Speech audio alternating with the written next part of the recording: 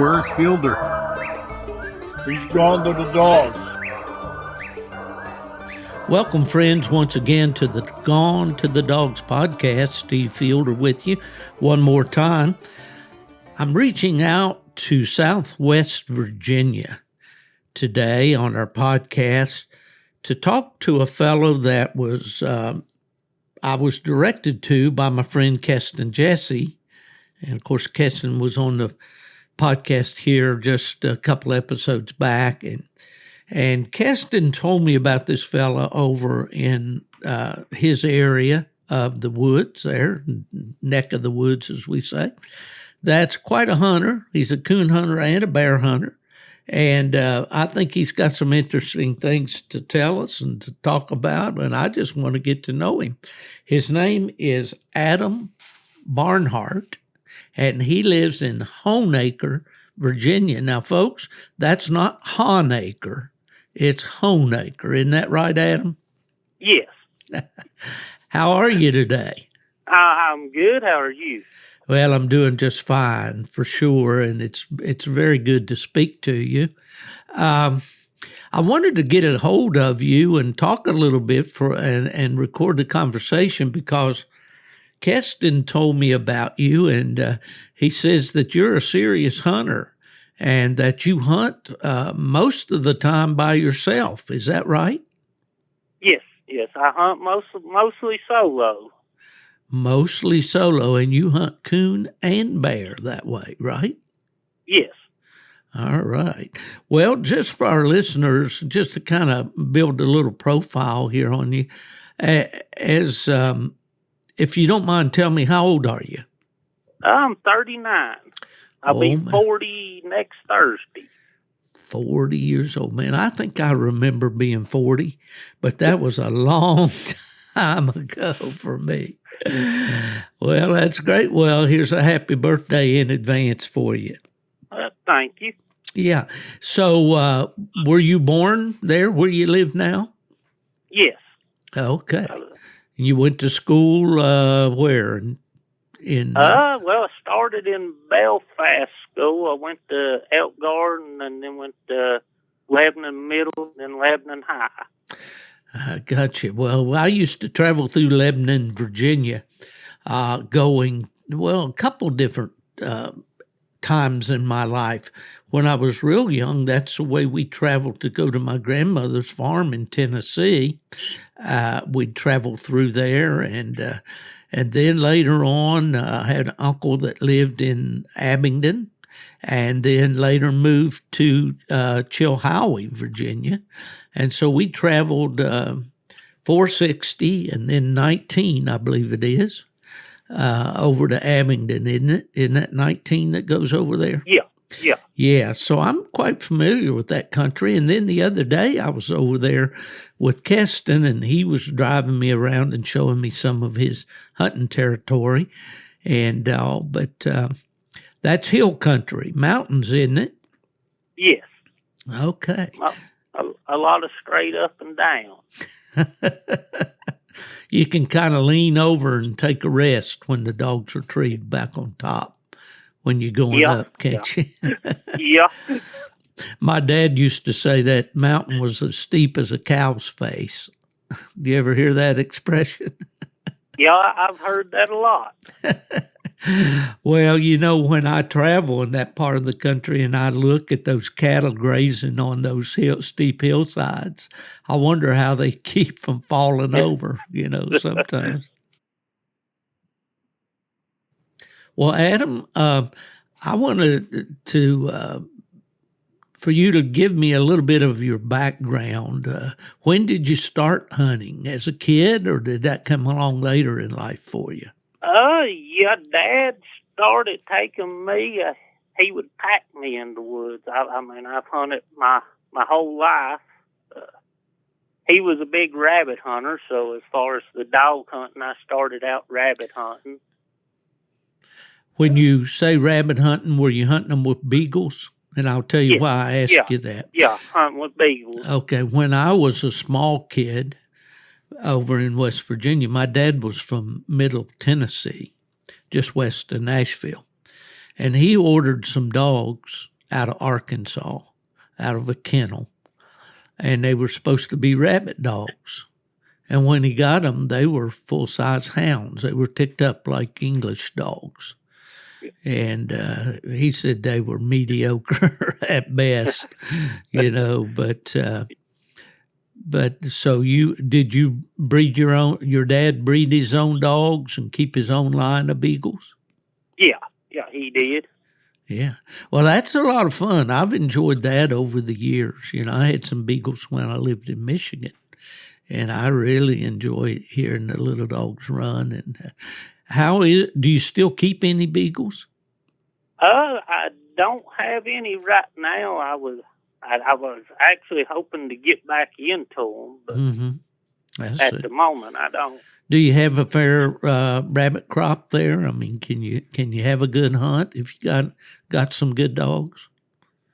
They decent hunting. I see. Well, rabbits kind of go in cycles, don't they? I mean, some years are better than others.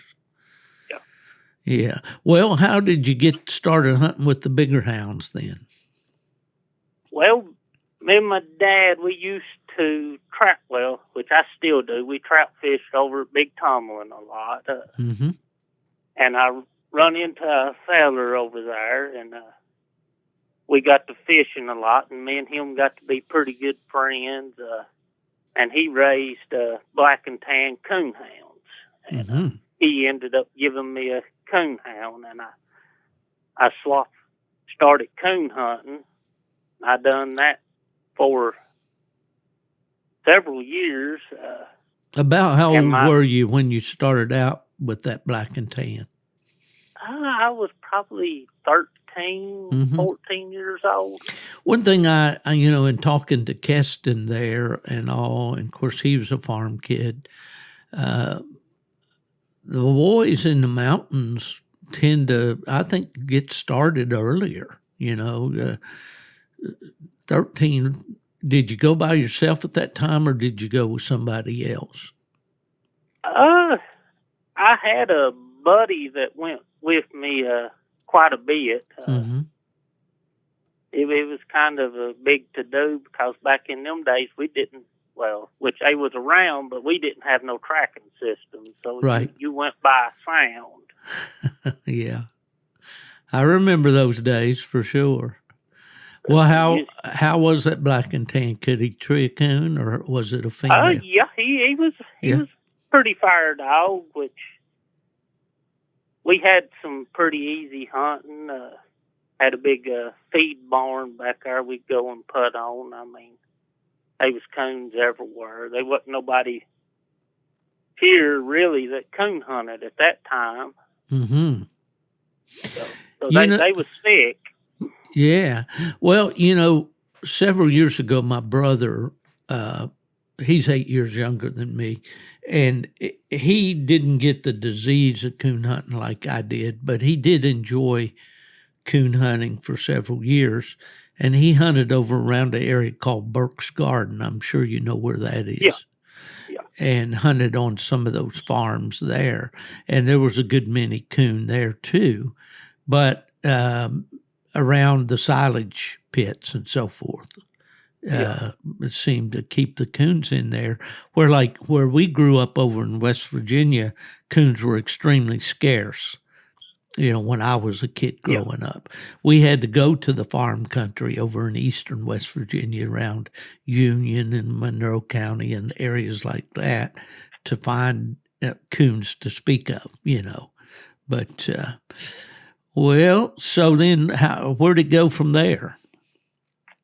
When I was, I want to say about 20, my neighbor, Stan Roberts,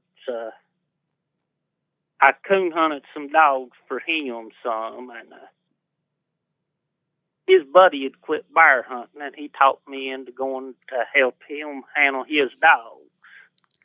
And I hunted the first year with him, just helping him with his dogs. And was that primarily bear hunting? Yes. Yeah. Okay. Yes.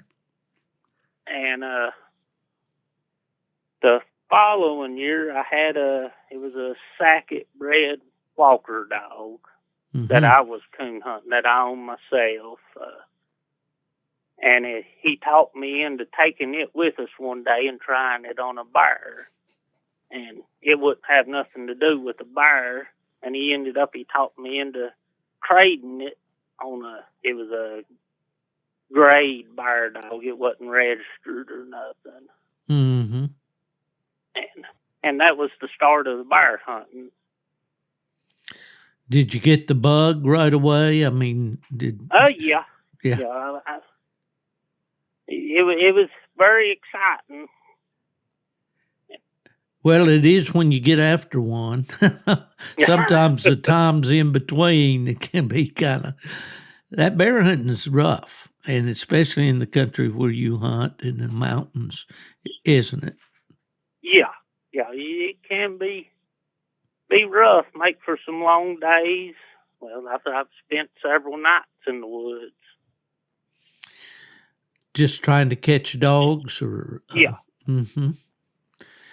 Well, you kind of remind me of a friend of ours from over in West Virginia, a bear hunter named John Harris. Did you ever hear of him? Oh, yeah, I've heard of him.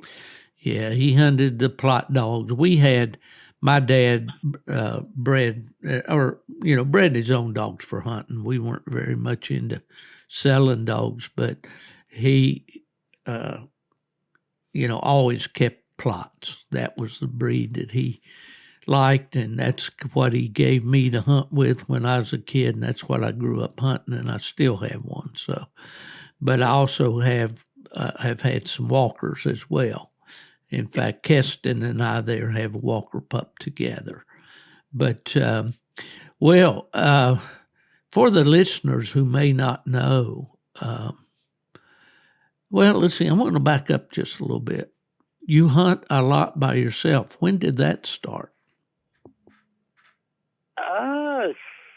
I want to say it was about 11 years ago. Stan, the feather that got me into the bear hunting, he'd had lung cancer, and he'd had one lung took out. That's why he had to have somebody help him with his dogs. Yeah. And it ended up coming back on him, and he passed away. I'm sorry. And the mountain behind the house here, they call it Mutter's Gap. And he asked me when it was getting close to the end to kind of keep his place going. That was his place to bear hunt. So I just started going by myself because it's rough country. It's hard to get anybody to come and hunt it. And I just got into going by myself, trying to kind of keep his memory going. And I bet you can feel him with you when you're up there hunting, can't you? Yes. Yeah, I'm sure you do. Well, a lot of people don't realize this. I lived in Michigan for many years. I bear hunted in Wisconsin. I bear hunted in Arizona and in New Mexico.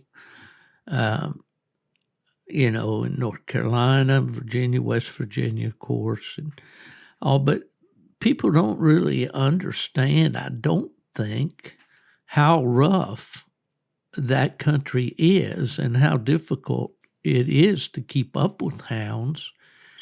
And I would think if a man is hunting by himself, that he's got to have dogs that are absolutely going to stay with the game. Is that right? Yeah. You got to have gritty dogs.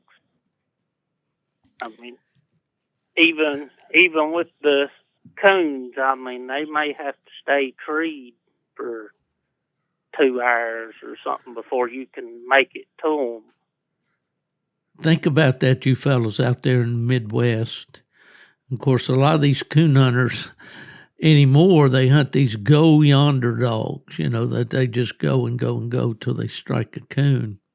And they might be a mile or 2 miles away, but they're walking on flat ground.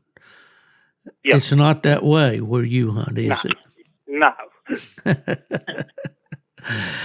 Well, let's describe. Well, I don't And know. to Go ahead.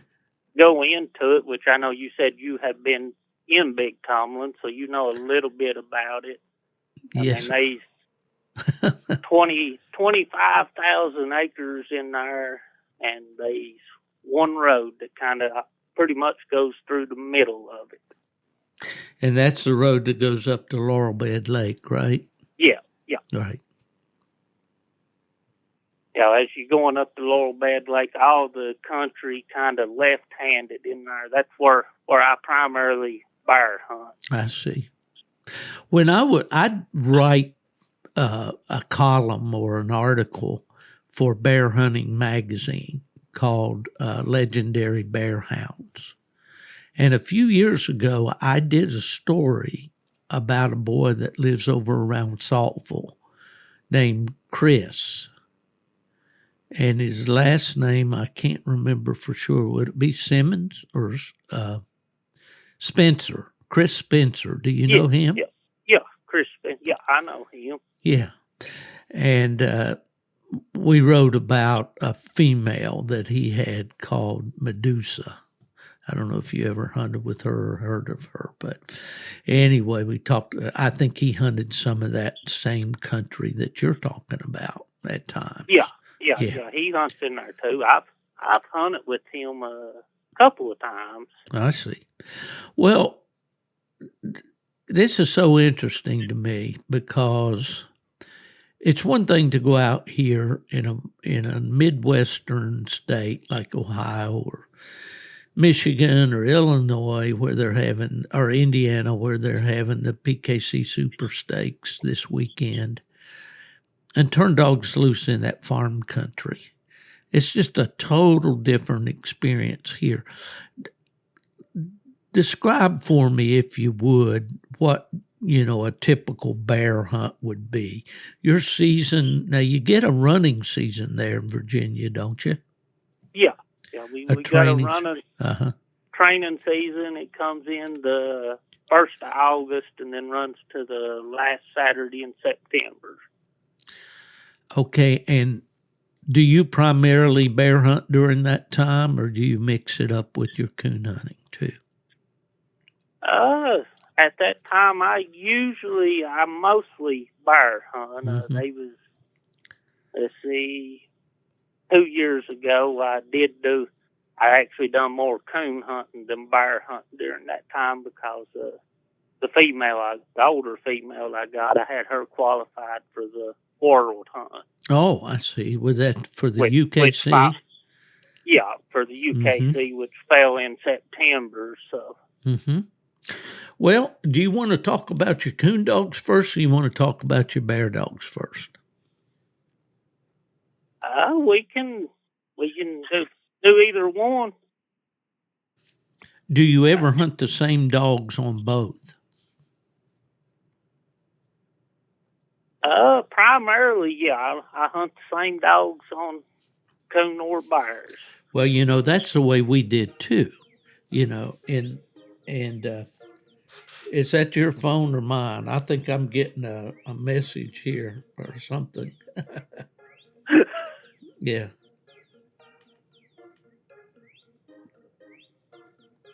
It's playing through the phone. Well, it's all real here, folks. And so anyway, I'll answer that one later. That's just a message that came through. Okay. Let's go. I was going to say to you that, my dad and I, we bear hunted the same dogs. They were primarily bear dogs, but we also coon hunted them.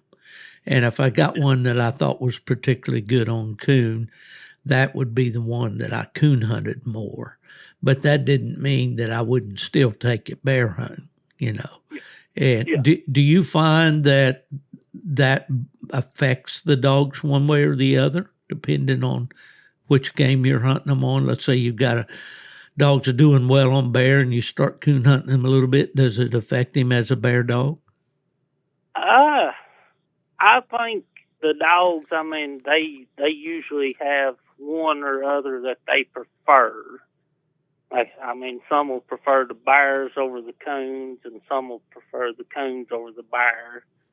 And every which one they prefer the best, they're going to do better at. Right. So I've always tried to match the dog to the game that it prefers. Correct. That reminds me of a plot that we got way back in 1960. And it was really the dog that we kind of go back to or went back to in the dogs that we bred for several years. He loved to coon hunt. He was a good hound. But if you hunted him through a bear season, you almost had to start him over on coon after the bear season was over because he really liked bear, Yeah. So, yeah. Well, let's talk about a bear hunt. Here it is. You got one man. I assume you've got a 4-wheel drive vehicle. Yeah. And you're going to go bear hunting. Yeah. Do you hunt as we did during training season? Of course, that's in a warmer part of the year. Do you do any bear hunting? I know you don't take bear at night, but do you do any bear dog training at night? I will start when it's real hot during the summer. I'll try to start at about 4:35 in there. Mm-hmm. But I don't. Just when it's cooler, but you don't particularly go after dark. No, where I hunt, it's real thick laurel, yeah. And it's hard to see with the light walking through that laurel. And where I hunt by myself for safety, I prefer not to go in on bears at night. I got you. Well, you've got you can't see, and you walk right in on top of them. And oh yeah. Well, again, for the listeners that aren't familiar with mountain hunting, that mountain laurel, it's like rhododendron that you might see growing in the yards and beautiful, and they bloom in the spring. The mountain laurel has a white bloom on it. They grow mostly along the creeks and up on the steep hillsides along the creeks. And it's as thick. How would you describe mountain laurel?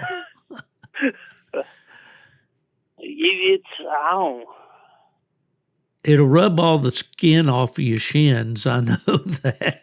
Yeah. Try to walk through it. It's virtually indestructible, and it grows every which way. The stems or the limbs of it. It's not very big around, but it grows all directions at once, and it's very, very hard to get through, isn't it? Yeah. These places. You have to lay down on your belly and crawl, and you take, like, if there's been like big heavy snows and mashed it down, you actually have to get up on top of it and walk out the top of it to get over it. Yeah. All fun stuff, isn't it? And then, of course, if a bear, decides to make you stand on the ground in one of those laurel thickets, that's a mess there for sure, because the dogs don't have don't have room to move, do they? No. Okay. All right. So we're going to go bear hunting. All right. Let's say it's the fall of the year now. All right. Now, I heard some rumblings, and I don't know if it's true, that you might lose your early season in Virginia this year. Do you know if that happened or is going to happen? I have heard it, but I've not heard nothing official. Yeah. Right. Nothing. Right. But anyway, normally, I go up to Craig County and hunt with those boys up there with Heath Hyatt and his group. And they hunt up there in an area there not far from Blacksburg. And, and I enjoy going in the early season. But more typically I end up having other things to do and don't get to go until probably December when there's snow on the ground. But how many dogs do you typically take when you go bear hunting? 3 or 4. Okay. I usually hunt 3 good dogs, and then if I've got a young pup coming up, I'll take it with them. Okay. Now, do you have a preference of breeds? I hunt walkers. Okay, you're hunting all tree and walker dogs now. Yes. Uh-huh. Are these dogs UKC registered dogs? Yes. Okay, well, good. Do you pay attention to the pedigrees and so forth? I mean, is there certain lines of dogs? Okay. So, we hunted for years with hunters in West Virginia that hunted gray dogs, and they had no regard at all for papers. My dad was always a purebred plot guy, and his dogs all were registered. But these fellows just didn't see the need for that. What advantage do you see? Well, I think the papers are good because, I mean, if you raise like a litter of pups and they do exceptionally well, I mean, you can look back on the crosses, and then further down the line, you can keep the same bloodlines. I think you hit the nail right on the head. That's the way I've always viewed it. It's like the dogs I got now, which a lot of the credit goes to Stan's oldest son, Barry Roberts. The dogs I hunt now are bred the same as the dogs that Stan hunted. I see. Now, is there a background of those dogs that would be familiar to my listeners? Maybe some well-known lines or anything, or is the well, the bloodlines that Stan started, he called them Sourwood. A lot of people know that. As far as big name dogs, they go back to Flag. And Riverbend Flag. Yeah. And what else? Yeah. Clover. Okay. There's a lot of clover in them. I got you. Okay. Well, to break this down further while we're talking about the dogs, I got a lot of questions for you. First of all, there was always an argument back and forth between bear hunters and all, especially in the plot breed, about what size dog was better. Do you have a preference for the size of your dogs? I like a smaller dog. Right. And is there a reason for that? Just speed, endurance. Seems like their feet hold up better on long runs. Like in my case, they can get through the mountain laurel in here easier. Well, I if think the bear's made up, they can move around through it a little better. Yeah, they're more athletic. Right. Then they're more athletic. We have a lot of cliffs and rock breaks and. For people who have never hunted in the eastern mountains, you could almost liken it to these fellows that hunt mountain lions out west, and they hunt in these rock cliffs and these red rock mountains and all out there where, the dogs have to get around through rocks and up over all kinds of rough places. Well, it's kind of like that in the mountains at times too, isn't it? Yeah. Well, okay, these dogs, how much do you value a dog's scenting ability? I mean, we know they all have a nose and they run by scent, but do you like a cold-nosed dog, or how do you start your tracks predominantly? For bear hunting, I like a really cold-nosed dog. I mean, which it's not as big of a problem now, but back when I first started bear hunting, I mean, there wasn't a lot of bears around. Right. So, I mean, if you found a track, you wanted something that could get it to going. Mm-hmm. I mean, now, I mean, you can go with a medium-nosed dog now for your start dog. I mean, Do you mainly rig now, or do you walk with your dogs in the mountain? I walk, but a lot I actually free cast just like coon hunting. Mm-hmm. Because, I mean, again, the laurel's so thick, I mean, it's easier to just send a dog down into a holler than trying to walk down through there. Now, these dogs that you hunt both ways, do they often treat coons when you're bear hunting? Well, now, like I said, I tend to I'll try them on both, see which one they prefer, and if a dog prefers bear, I mean, I strictly bear hunt it. I don't switch them back and forth and hunt them. I see. So you kind of let them water take its course then. However, whichever way they go, then that's the way you let them go then, pretty much. Yeah. If they prefer a bear, I let them go with the bear. If they prefer a coon, I'll coon hunt them. Okay, if you're hunting these three, we'll say veteran dogs or seasoned dogs and this young dog, are you free casting them all together, or do you normally just cast a start dog? It depends on where I'm hunting. Now, if I'm hunting here behind the house in Mutter's Gap, I typically turn them loose together. Mm-hmm.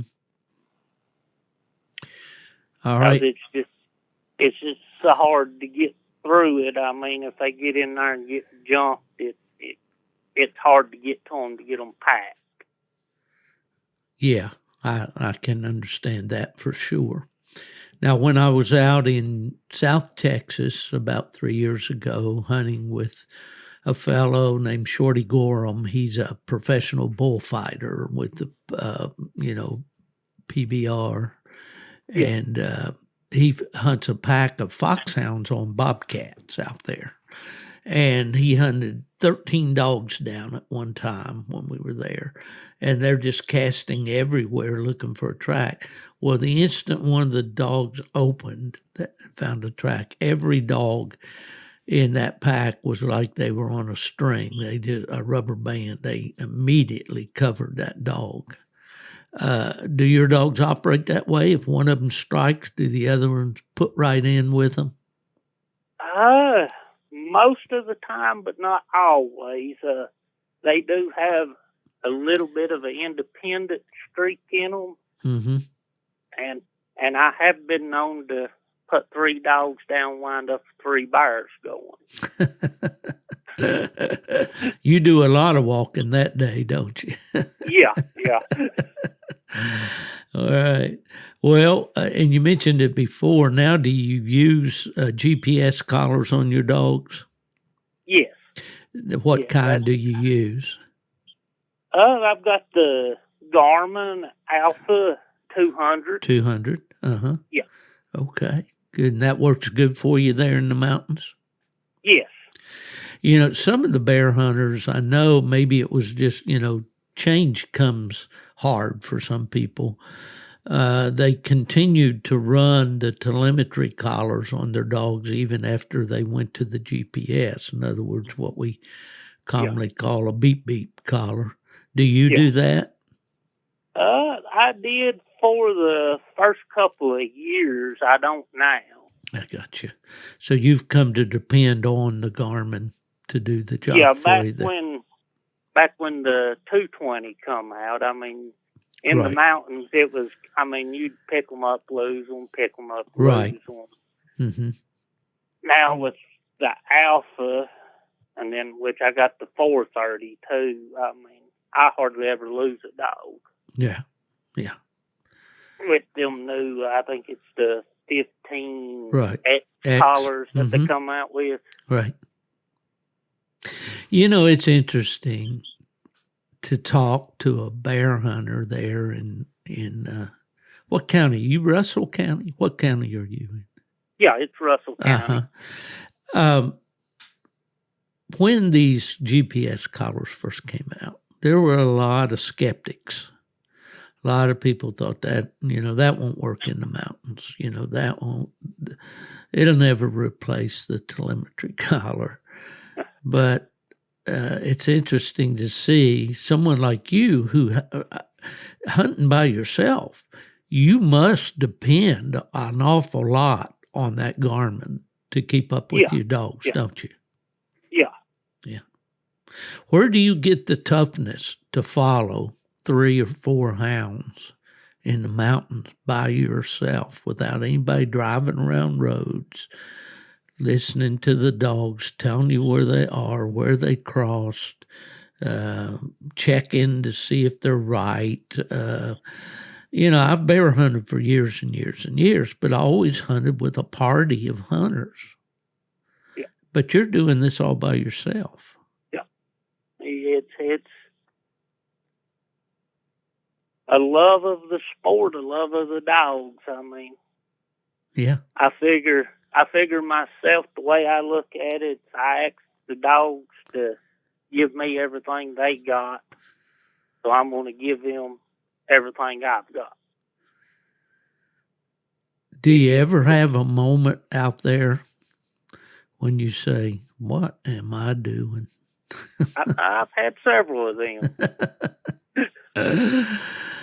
A little talk with yourself. I had a bear several years ago. You kind of know the Tumbling Creek area. When you go up the mountain, we call it the switchback. Right. And it kind of levels out and you go around there. If you look left-handed, there's a big set of cliffs in there. Mm-hmm. I followed the dogs that had it bayed up on top of the cliffs. So when I got to the top of the cliffs, it broke and it went all the way down the cliffs. And I had one of those moments of wondering what I'd got into. Mm. Knowing that you want to follow your dogs, but knowing it's going to be pain. It's going to be painful, right? Yeah. I stood out in an area in southern New Mexico one time on a bear hunt with guys. And there's a fellow named George Hobbs, and Western hunters would know him and remember him and what a great hunter he was. The fellow that introduced me to George said he was the last of the Ben Lilly type bear hunters. I'm not so sure. Because when I'm sitting here talking to a guy that's hunting big tumbling by himself with a pack of dogs, I only have one word if I had to narrow it down to one word, is respect. Because, certainly at my age, I can't do it. But I don't know if I was ever man enough to do that. But you keep going back. What is it that keeps you going back? Love of the dogs. I love fooling with the dogs. I think my favorite thing is fooling with a young dog, and then that light, you just see that light go off in them, and they get it. Yeah. Well, let's talk about that just a little bit. These dogs that you have, have they been kind of family bred down from several generations? You say they go back to Clover and to Riverbend Flag, but are they fairly closely bred, or do you look for outcrosses mostly? For the most part, they're family. I mean, they're dogs that Stan had, and then his brother Rodney Roberts. He has the same bloodlines. I mean, now are those boys from there in Honeacre too? Well, they grew up in Richland. Okay. Which Stan, he was my neighbor, and then Barry, his son, he's my neighbor now. Rodney, he lives in Whipple. Mm-hmm. Well, does the name Estill Stillwell mean anything to you? Yeah, yeah. Damon Ball? Estill, that is the group that I actually, well, when I hunt with the group, that's the group I hunt with. That's, Stan Roberts and then Rodney Roberts and then... So they hunted with Estill when he was living? Yes. Right. Did you know of or did you ever hunt with Damon Ball? I think Damon's son maybe bear hunts now. I was going to say, I know a Wayne Ball. That could be Damon's son.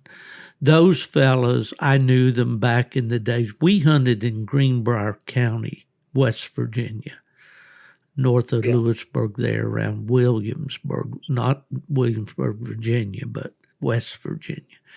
And those fellas had a camp there where we camped.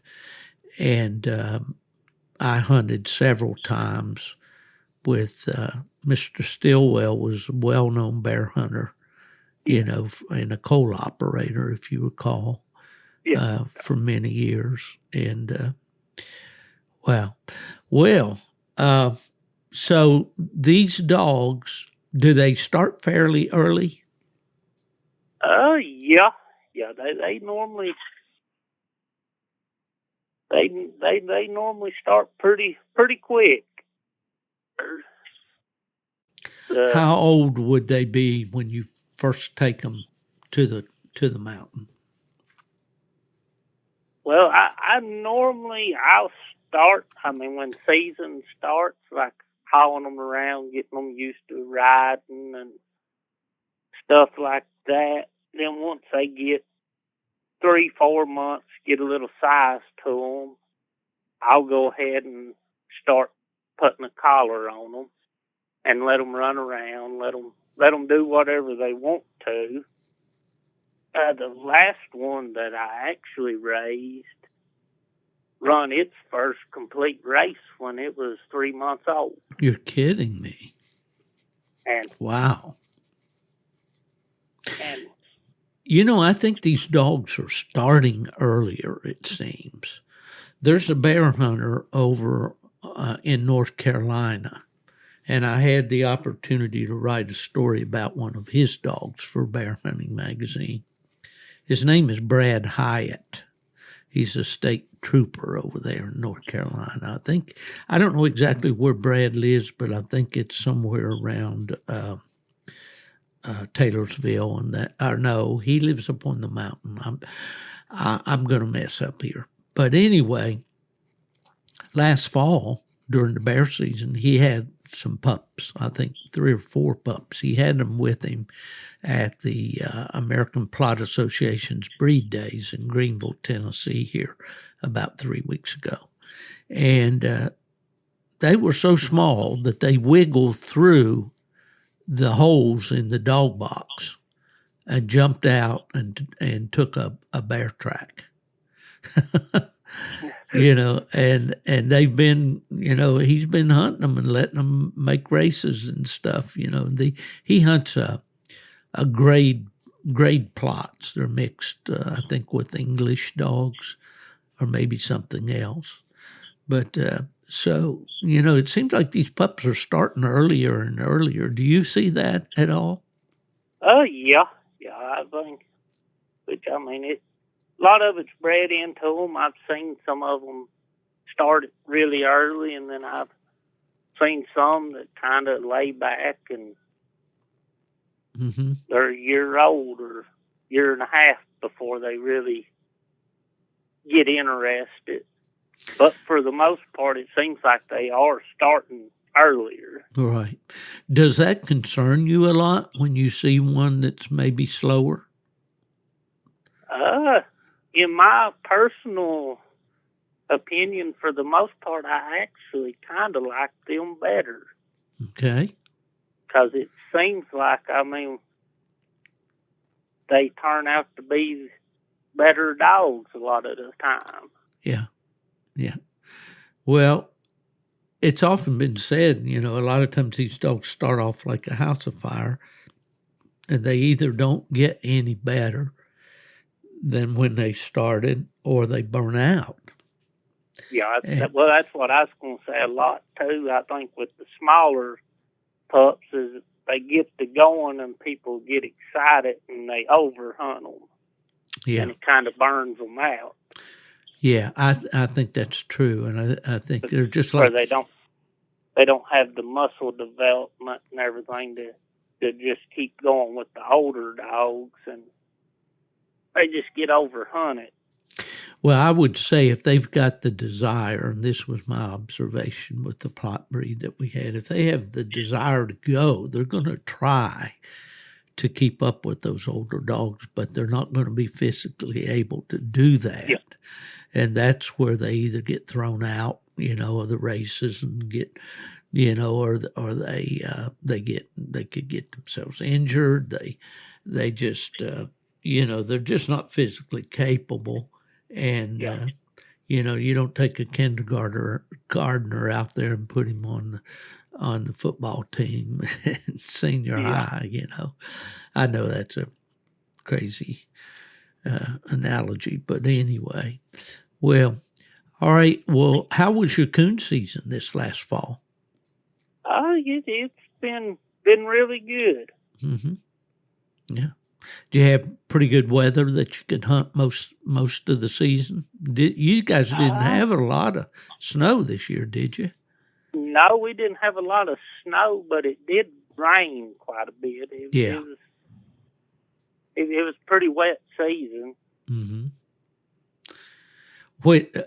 Where do you hunt right there from the house, or coon hunt, or do you usually drive out somewhere to hunt? I hunt Big Tomlin a lot, and then I've got a place down in Cleveland I hunt a lot. I see. So you hunt in the mountain for coon just like you do for bear? Yeah. I got you. You like to just turn them up a creek and up a hollow? Yeah. Back January, February, I hunt the beaver ponds, the swamps up in Tomlin a lot, where the frogs get to coming up.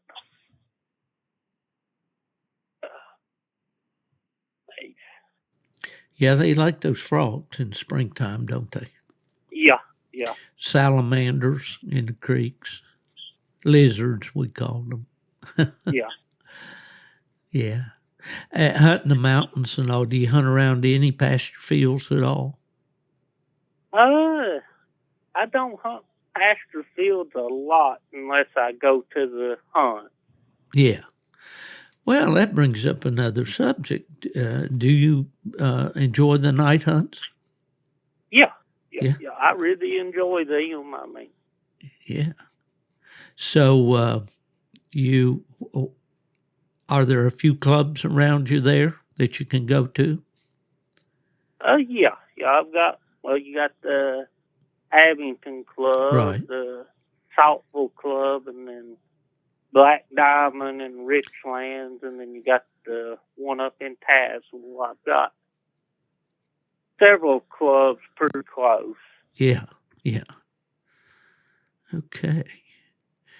When I was a kid, my uncle and his father-in-law had a big farm. Well, actually, it was the father-in-law's place, but it was in Chilhowie.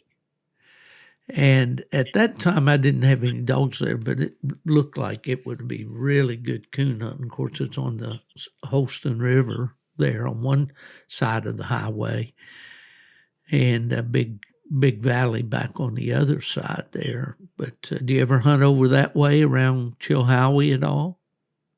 Yeah. I've got a friend I've went over and hunted with some. He lives in Murray, and Mm-hmm. kind of come back down I guess in behind Chilhowie, kind of sort of towards Saltville in through there. Mm-hmm. Did you ever know Dean Testerman that lived in Marion? Was a coon hunter for many years. I know the name. Yeah, he was a very active coon hunter for many, many years. Back in the day, I hunted a lot out of the Christiansburg Club. I'd go over and W.L. Davis, we called him Willie Davis, and Dean Testerman and Gene Joyce and A.D. Dickerson, and all those fellows were prominent coon hunters during that time. Charlie Whitlock, who designed a dog box that a lot of guys are still even hauling in their trucks today. I don't know if you ever saw one of those Whitlock dog boxes, but they were a wooden framed box, but they had a metal roof on it that was kind of curved. It curved from the center down to the sides and had vents under it. It's a unique design, but he made dozens and dozens of those. And there was a fellow named William Doss at Glade Springs that later, I think, sold those boxes. But I'm taking you back on a trip on memory lane. You see, I'm quite a bit older than you are, Adam. So, yeah, when you get to be my age, you just think everybody ought to know everybody you know. You know? It doesn't quite work that way. Well, how was your bear season? It was fire. This past season, I was actually having some transmission trouble during bear season, so I didn't get to hunt as much as normal. But yeah. Well, what do you do when you kill do you take the bears at all, or do you just enjoy treeing them? I've killed several over the years, but for the most part, I just enjoy running and treeing them. Yeah. Well, when you tree one or you kill one like that, you've got a big job hunting by yourself. Yeah. Which I carry, if I'm planning on killing one, I've got a frame pack that I carry with me, and I actually quarter them in the woods and backpack them out. I see. Do you skin it out and pack the hide out, or do you? Yeah. Mm-hmm.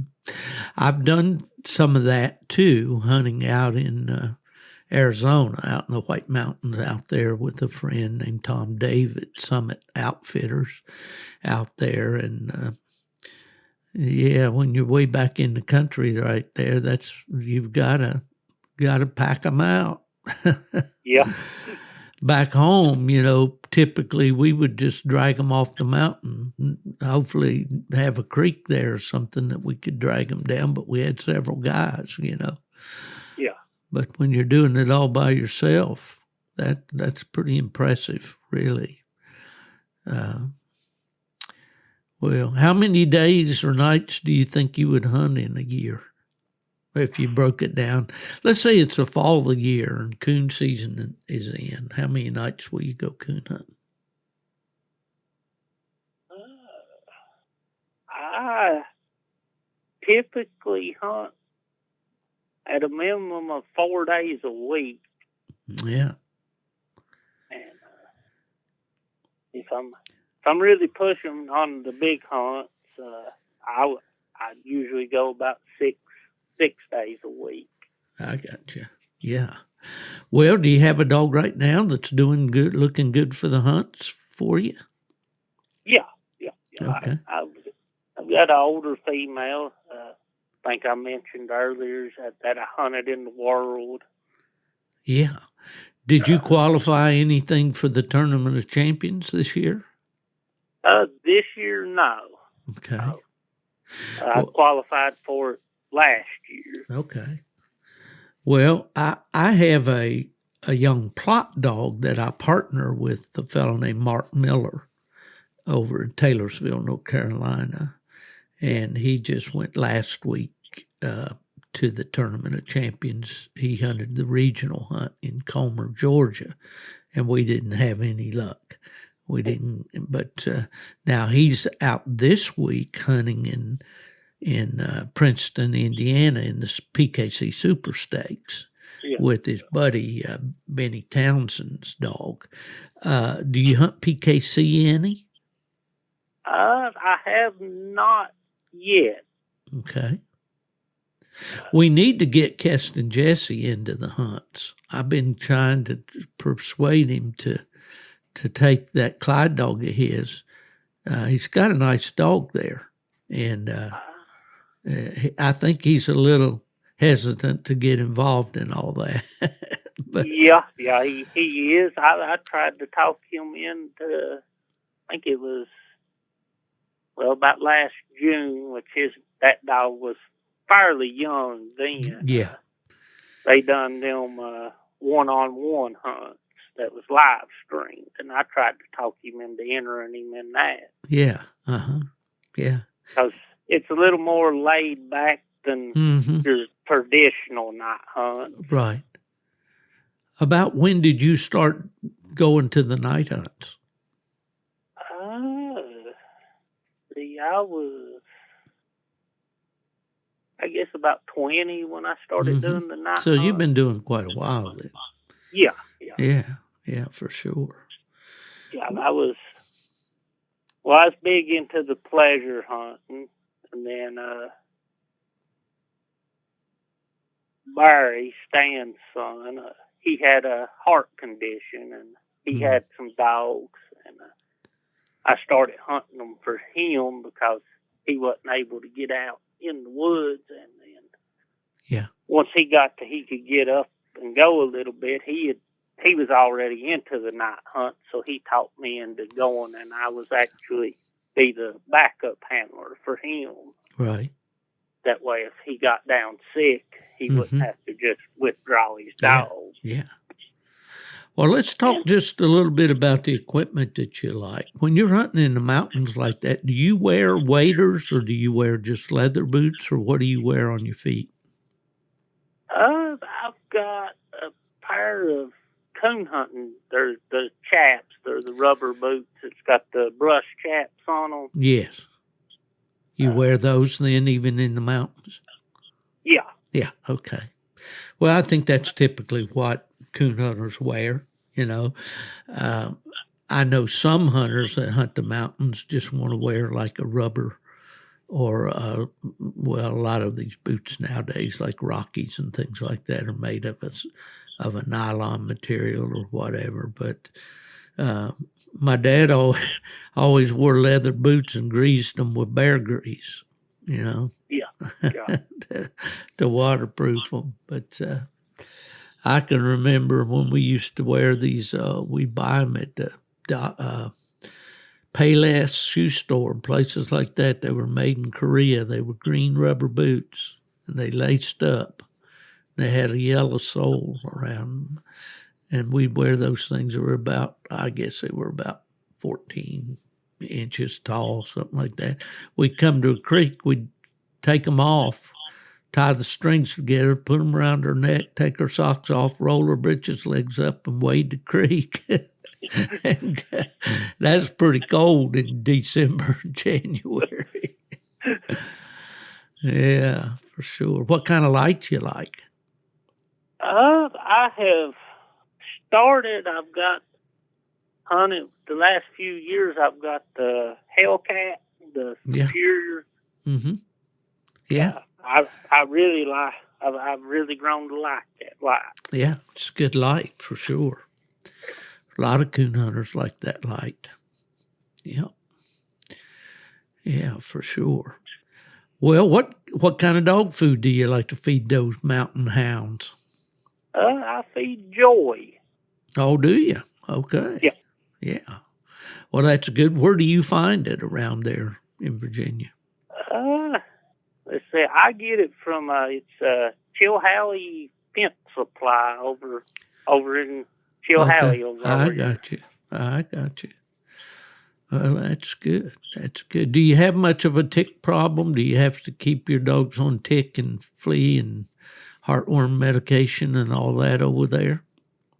The ticks, I mean, it depends on the year. I figure where we had a milder winter this year, I figure they're probably going to be bad this year. Yeah, I'd say you're probably right. Yeah. Well, okay, let's talk a little bit, and we've been at it an hour already, Adam, if you can believe that. But tell me about the dogs you got right now. Name them and tell me, describe them for me, each one of them, if you don't care. Well, I've got, let's see, Sourwood Jake. He goes back to, he's heavy flag bred. He's, I want to say, he's 13 years old. He might be 12. Is he a white dog with spots, open spotted dog? Or not? No, he's almost solid black. He's got a little brown on his legs and a little bit of white, right. But he's primarily a he's a blanket back dog. Then, yeah. Okay. Yeah. Well, I've had him his whole life. He's a bear dog. Yeah. He likes them big black stinking things, huh? Yeah. Been under a lot of bear trees, I bet. Yeah, he's seen a lot of bears. If he runs up on one on the ground, will he pull a little hair, or does he like to give him plenty of room? He kind of stands back. I mean, he won't quit a bear, but he ain't one to run up and grab him. That's why he's almost 13 years old, right? Yeah. I'd say anyway. Then I've got Sugar. She's out of a Clover Cube dog out of Pennsylvania. I don't know if you've.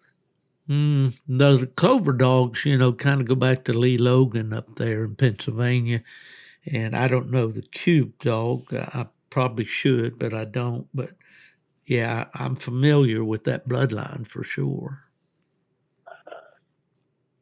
And she's 11. Yeah, she's 11. Well, you're getting some age in your dogs.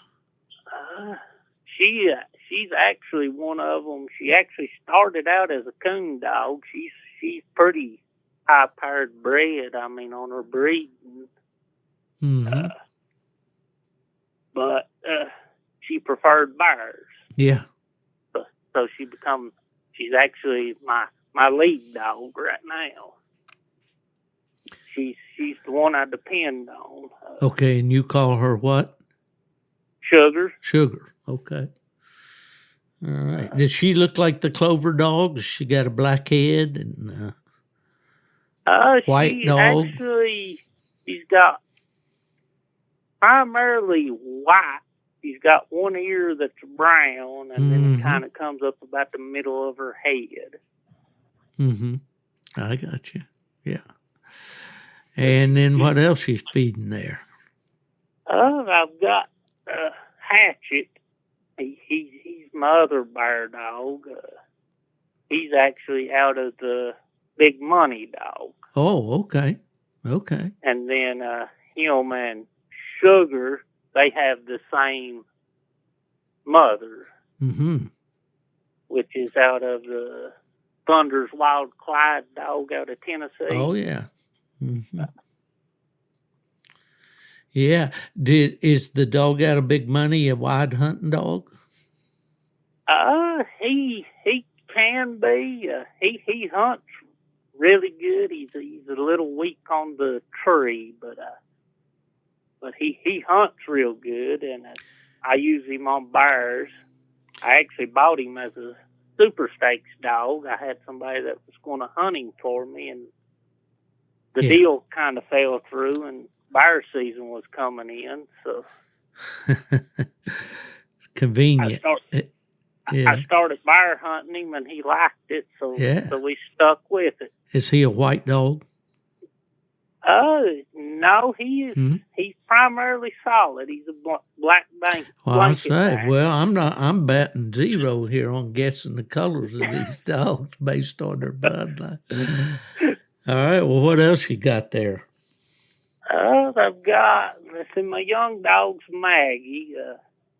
She's out of Sugar. I raised her. Mm-hmm. I bred Sugar to a dog that I hunted with out of McDowell County, West Virginia. Oh, yeah. That's some rough hunting over in there, too. Yeah. I've done actually quite a bit of hunting over there. Yeah. I've got some real good friends that I hunt with over there. Yeah. Well, there was a time when I was young that I didn't pay any attention to that rough country. I would often drive there in the lower end of Raleigh County down toward Whitesville and hunt with some coon hunters there, three brothers. Their last name was Dickens. They were related to Little Jimmy Dickens, if you ever heard of that Opry star of years ago. But anyway, and it was rough, straight up and down and on. I would drive down there. It'd take me probably 2 hours to get to their place from my house just because of crooked roads, But when you live in the mountains, I guess the point I'm trying to make, and you're a coon hunter or a bear hunter, you go regardless of the conditions or the steepness or the ruggedness of the. You just want to get to. When you turn the dog loose and they get struck and they get treed, you want to go to them, don't you? Yeah. And you don't leave them. No, you don't leave them. You mentioned before that you stayed out all night a few times. Was that on bear hunts? Yeah. Yeah. I had, let's see, I was actually hunting with a group. The one that comes to my head, we was hunting, and on Youth Day, I was hunting with Rodney Roberts up Whiffle, and we turned dogs loose at daylight that morning around 6:30, and me and Rodney stayed with the dogs, and we caught the last one at 9:30 on Sunday morning. Mm. That was up in the Little Walker Mountain. I don't know if you know much about that. Well, I know Big Walker, but I'm not sure I know where Little Walker Mountain is. Well, you got the Big Walker, and then, Little Walker's right beside it. Okay. Those of you that, for a point of reference, if you're driving up Interstate 77 from Charlotte, going up into West Virginia, you go through two tunnels on that highway. The first one's Big Walker, and then the second one's East River Mountain. Yeah. And you can look at that country as you drive up through there, and you can see what a big, beautiful country it is in there. There's some big bears in there. Oh, I'm sure. I am sure. Well, Adam, we have been at it here about an hour and 10 minutes. You got a good bear hunting story you could tell me? Or coon hunting story? Or rabbit hunting story?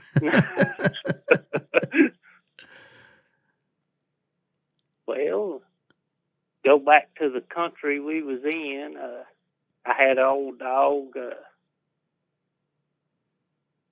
I called him Hank. He passed away 5 years ago. I want to say it was. Here, I got it broke down here somewhere. It's probably 2014, somewhere in there. About 9 years ago. 2015. It was on Youth Day. We was hunting with Rodney up there on the Little Walker Mountain, and he got in there by himself, and he actually held the bear for about 2 hours by himself, laid up on the ground, and I got a little 16-year-old girl in there, or no, 15-year-old girl in there, and she killed it. It was 561 pounds. Whoa, that's a good one for mountain bear. That's a big, big bear. And that dog, talking about, hunting solo, I said he was by himself. He was the only dog on it. Mm. And he was directly out of that Thunder's Wild Clyde dog out of Tennessee. Yeah. A one-man army. Yeah. That dog was. Yeah, for sure. Well, that's terrific. There was a very big bear killed over there around Wise, Virginia, to the west of you this last year. Did you see that? Yes. Yes. Did you get to see the bear itself? Not in person. I seen pictures, but which we actually killed one the next year, and it was the girl that killed the one to my dog. It was her little sister killed it, which it had, I think we had about 10 dogs on it. It was 678. Man, those are large, large bear. I remember all the years I hunted in West Virginia. I don't remember us ever killing a bear that made 500 pounds. Most, we killed some nice bear in the 400-pound range, and not many of them. But the average black bear is going to be 200 or so, or less, wouldn't you say? Yeah, that's about your average, about two. Yeah. 250s probably. I mean, about what you're looking at. Yeah, that's a nice bear too. Makes a nice trophy. Do you eat bear meat? Yes. Yeah.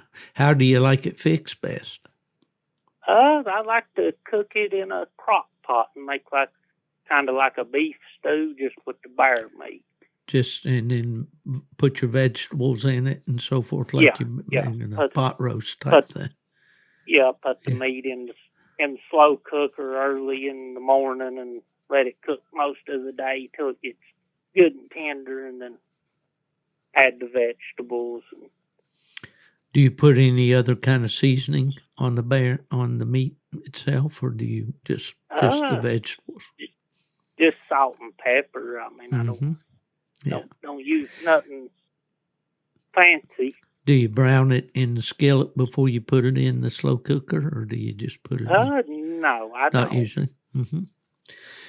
Well, I've eaten a lot of bear. We had, in fact, at this plot hunt in Greenville, Tennessee, a couple weeks ago, Mark Miller brought up some bear sausage. In fact, one morning we had bear sausage, and the next morning we had venison sausage. So, of course, I'm a pork sausage fan myself. I like anything smoked. Smoked ham, smoked bacon, smoked sausage. My grandmother had a smokehouse in Tennessee, and I got started off on that hickory smoked sausage when I was a kid, and that's what I like.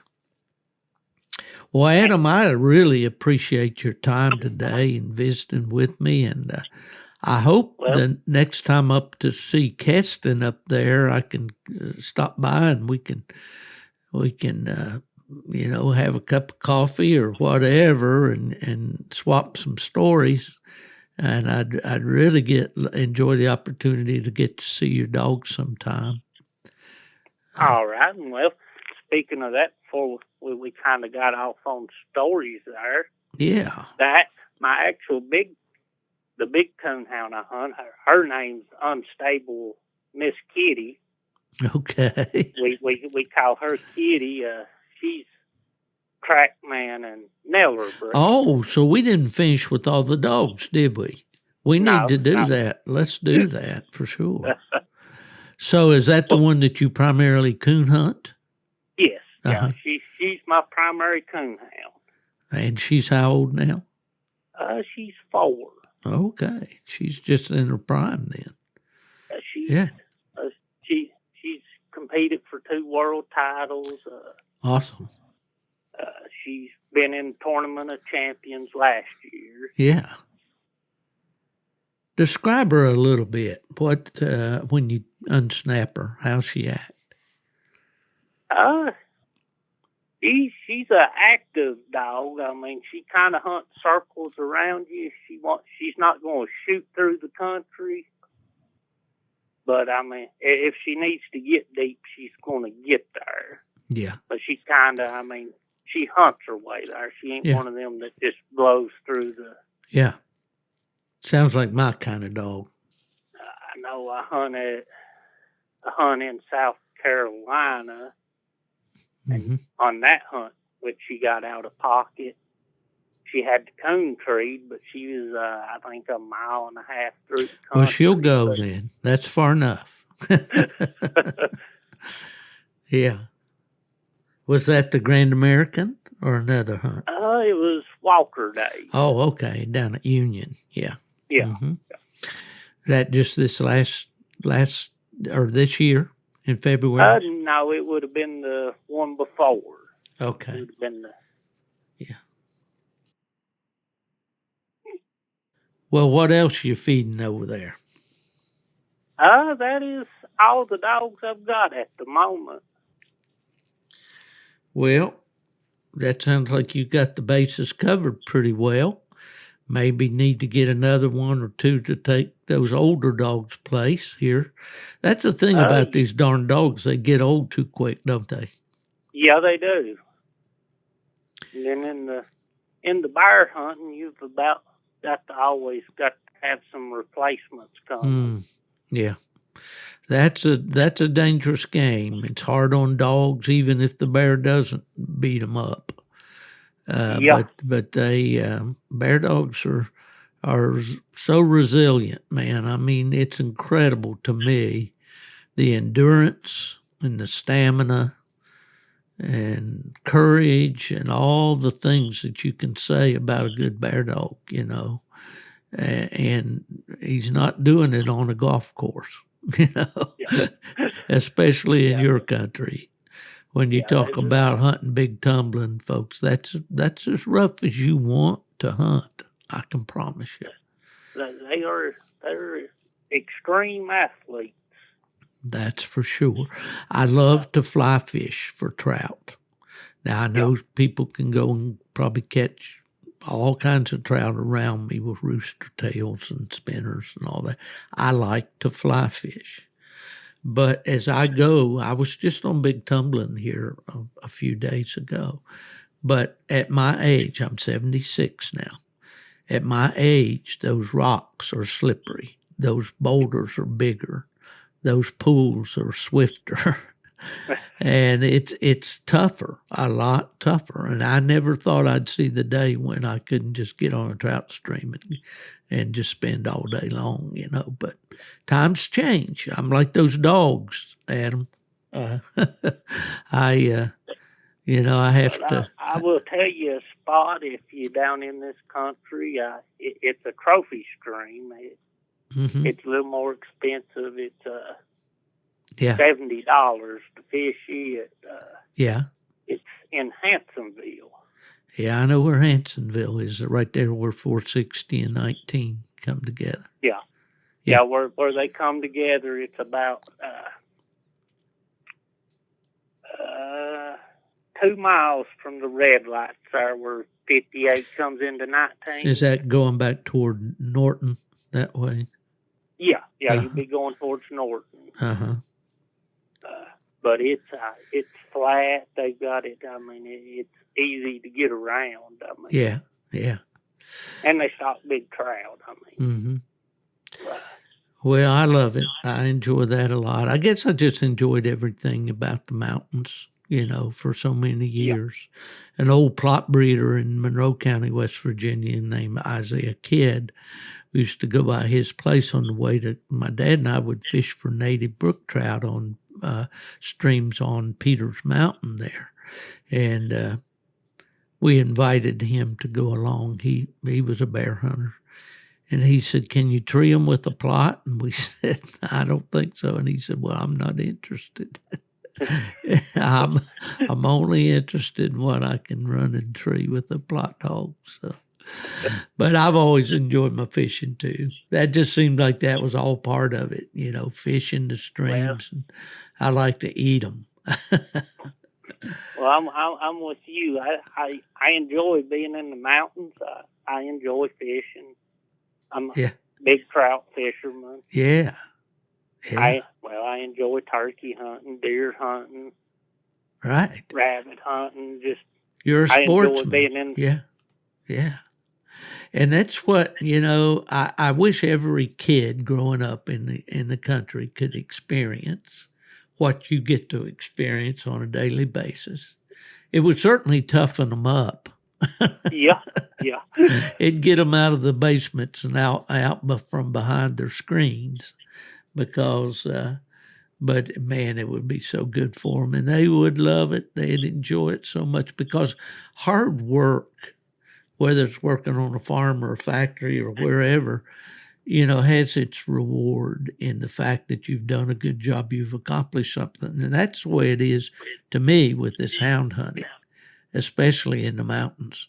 When you put in a hard day of walking and the dogs have done what, you expected them to do, and all, at the end of the day, when you lay your head on the pillow, it's a good feeling, isn't it? Yeah, it is. It really is. Well, Adam, I certainly appreciate you coming on with me today. It's been a great visit with you, and I do hope to meet you in person here before long. Is there anything you'd like to say to my listeners before I let you go? Probably not.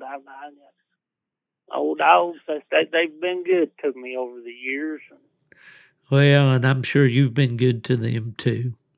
Well, Adam, I guess we're going to wrap this up then, buddy, and ship it off to the producer. And once again, Adam Barnhart from Honeacre, Virginia, a bear hunter, a coon hunter, a guy that likes to go it alone out there against those Bruins and those coons. And it's been a joy to visit with you, Adam. I wish you the very best.